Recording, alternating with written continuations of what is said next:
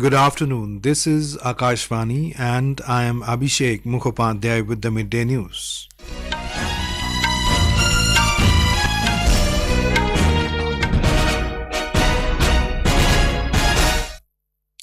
The headlines. Discussion underway in Rajya Sabha on Women's Reservation Bill. Chairman Jagdeep Dhankhar forms all-women panel of 13 Vice-Chairpersons in Upper House for today to chair the historic moment.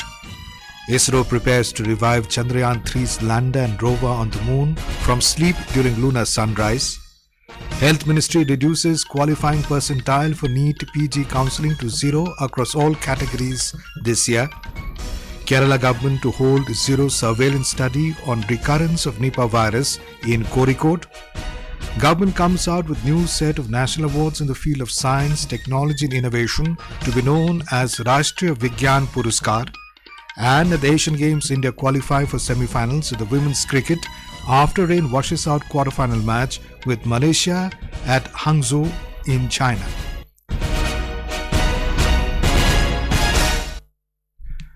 The Rajya Sabha has taken up the Women's Reservation Bill for consideration and passing. The Lok Sabha yesterday gave its nod to the Constitution 128th Amendment Bill seeking to provide one-third reservation of the total number of seats for women in lower house and state legislative assemblies. The bill was passed after division of vote in which 454 MPs voted in favour of the bill while 2 MPs against it. The bill is also called Nari Shakti Vandhan Adhiniyam. Union Law and Justice Minister Arjun Ram Meghwal moved the bill in the upper house today. Mr. Meghwal said 33% reservation for women belonging to SCs and STs will also be provided within the existing quota and for the census and delimitation are essential. 334A ये new article होंगे संविधान में जिसके माध्यम से लोकसभा और देश की सभी विधानसभाओं में 1/3 सीटें नारी शक्ति के लिए आरक्षित की जाएगी। ये बहुत बड़ा कदम है। ये रिजर्वेशन हॉरिजॉन्टल भी है और वर्टिकल भी है। इसमें SC ST की महिलाओं को भी रिजर्वेशन है, इसलिए सेंसस आवश्यक है और डिलिमिटेशन आवश्यक है। तो जैसे ये बिल पास होगा, सेंसस होगा, डिलिमिटेशन होगा, वो क्वासी जुडिशियल एक प्रक्रिया है और ये व्यवस्था में आरक्षण न्यायोचित और पारदर्शिता पूर्ण प्रणाली के लिए डिलिमिटेशन का विषय आता है। BJP leader JP Nadda expressed confidence that the Nari Shakti Vandhan Adhiniyam will pass in the Rajya Sabha unanimously.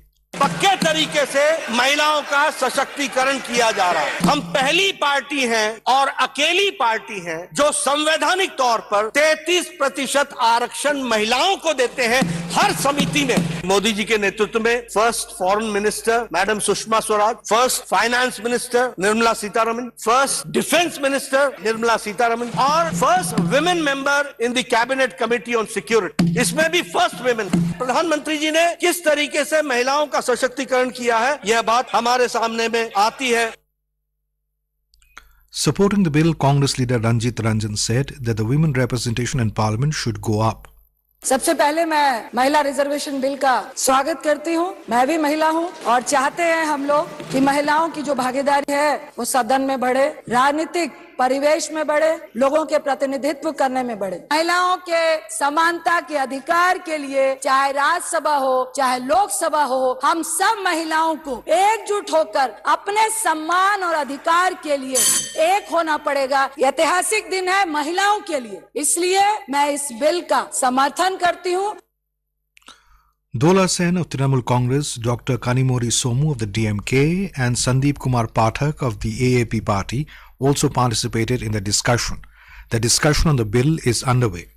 Meanwhile, in a historic move, the Rajya Sabha chairman Jagdeep Dhankhar constituted an all-women panel of vice-chairpersons in Rajya Sabha in view of the Women's Reservation Bill. The panel comprises 13 women Rajya Sabha members only for today, as the Rajya Sabha is discussing the Women's Reservation Bill, which is called as Nari Shakti Vandhan Adhiniyam 2023.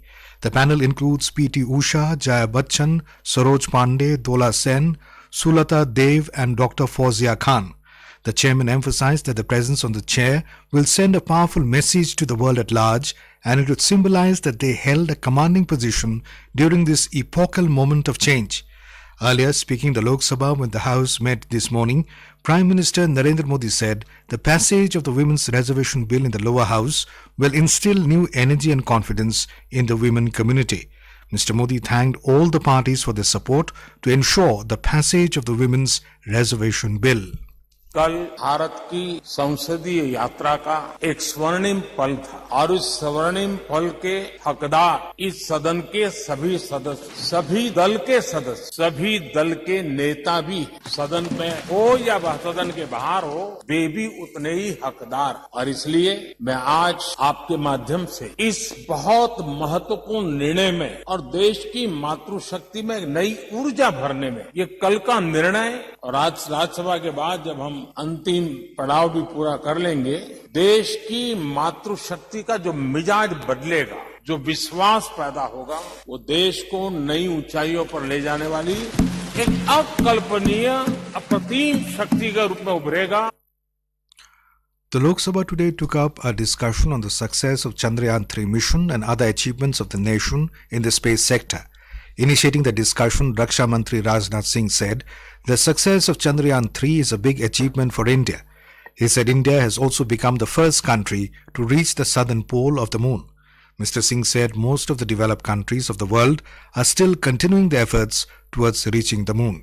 सभी लोगों के लिए गौरव का विषय है जो अपने राष्ट्र और राष्ट्र की उपलब्धियों पर गर्व करते हैं। सबसे पहले मैं इसरो के साइंटिस्ट और ब्रॉडर इंडियन साइंटिफिक कम्युनिटी को इस सफलता के लिए हृदय से बधाई देता हूं। यह हमारे इसरो के वैज्ञानिकों की बौद्धिक क्षमता, उनकी लगन और राष्ट्र के विकास के प्रति उनके समर्पण का ही यह प्रतिफल है। अध्यक्ष महोदय, ऐसा मैं मानता हूं कि हमारा राष्ट्र आज विज्ञान की दुनिया में अग्रणी राष्ट्रों की पंक्ति में आकर खड़ा हो गया। आज केवल मुझे ही नहीं बल्कि सरकार को ही नहीं बल्कि सदन को ही नहीं बल्कि पूरे राष्ट्र को अपने देश के वैज्ञानिकों पर गौरव की अनुभूति हो रही है। Participating in the discussion, Congress MP Shashi Tharoor recalled the contribution of former Prime Minister Jawaharlal Nehru, renowned Indian scientists Vikram Sarabhai and Satish Dhawan in the field of space science. He said Indian space research is the only program which primarily focuses on developmental aspects, weather forecasting and communication. A. Raja of the DMK congratulated the entire scientific team involved in Chandrayaan 3 mission. Professor Saugata Roy of the Trinamool Congress said, Chandrayaan 3 success is not the result of one individual, but it is the result of efforts made by several scientists during the past decades. Discussion is underway. The Indian Space Research Organisation ISRO is preparing to revive Chandrayaan 3's Lander and Rover on the moon from sleep during lunar sunrise. It is set to establish contact with Chandrayaan 3's Lander and Rover, which were put on sleep mode after 14 days when the sun set on the moon. When the lunar day breaks on the moon tomorrow, the solar panels on Lander Vikram and Rover Pragyan will charge their batteries. The focus is on the Shiv Shakti point on the moon, where the two payloads are asleep right now near the south pole of the moon. When the new dawn breaks on the moon, ISRO ground stations will try to revive the modules and on-board scientific instruments after the optimum sunshine is available. This is possible if the onboard electronics withstood the extremely cold night-time temperatures on the moon that drops below minus 200 degrees Celsius. In its previous stint of 14 days in August, the Lander and the rover had transmitted crucial scientific data and observations to the ground stations. It confirmed the presence of sulfur and other minerals.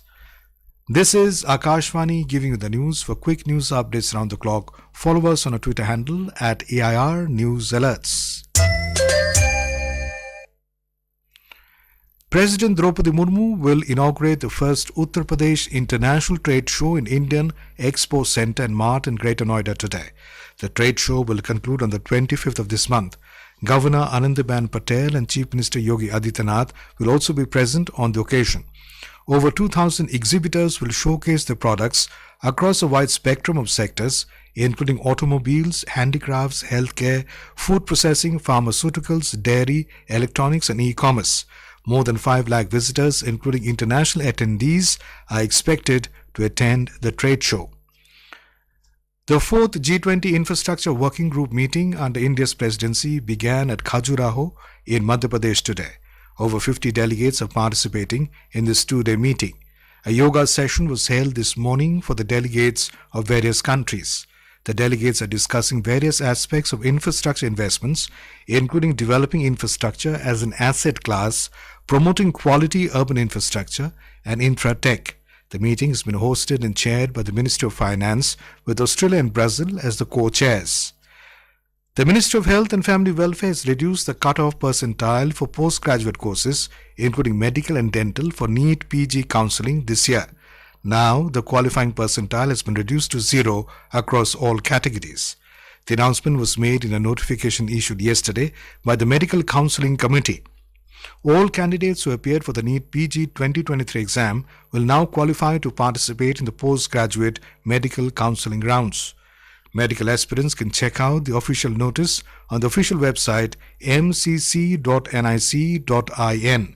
The committee announced that the cutoff has been reduced to 0 from 291 out of a total of 800 marks for the general category and 257 for the reserve category. In Kerala, no new positive cases of Nipah virus were reported in Kozhikode district for the fourth day.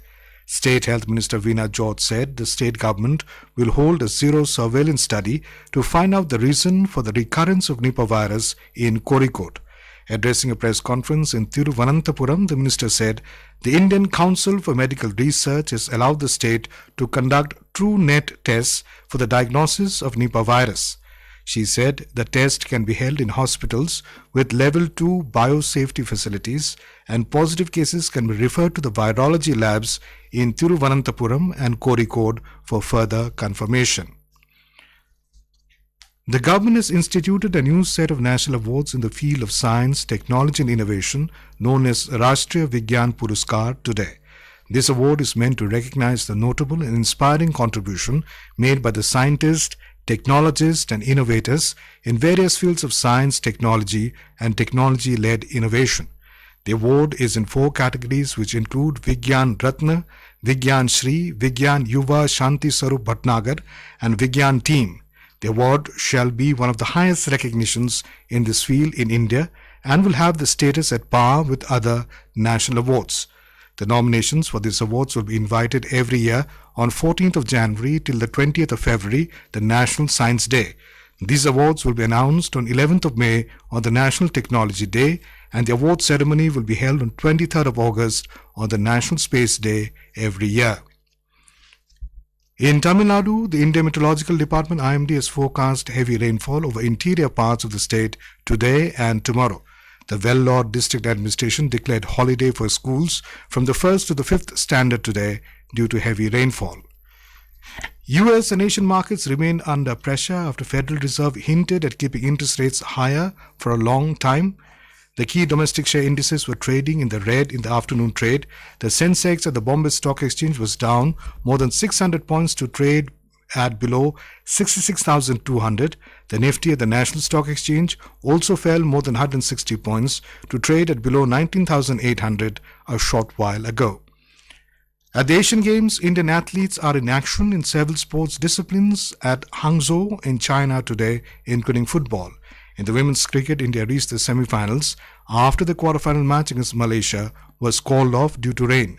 Smriti Mandhana-led Team India entered the last 4 by virtue of better rankings over the opponent, Malaysia. In football, Indian men's team will take on Bangladesh in the second group stage match at Hangzhou in China today.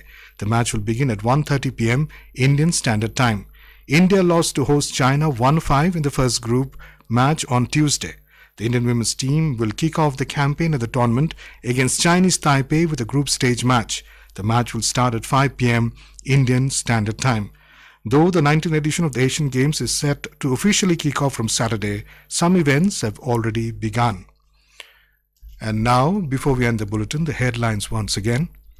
Discussion underway in Rajya Sabha on the Women's Reservation Bill. Chairman Jagdeep Dhankhar forms all-women panel of 13 Vice-Chairpersons in the upper house for today to chair the historic moment. ISRO prepares to revive Chandrayaan 3's Lander and Rover on the moon from sleep during lunar sunrise. Health Ministry reduces qualifying percentile for NEET PG Counselling to 0 across all categories this year. Kerala government to hold zero surveillance study on recurrence of Nipah virus in Kozhikode. Government comes out with new set of national awards in the field of science, technology and innovation to be known as the Rashtriya Vigyan Puraskar. And at the Asian Games, India qualify for the semifinals of the women's cricket after rain washes out quarterfinal match with Malaysia at Hangzhou in China. And with that, we end the midday news.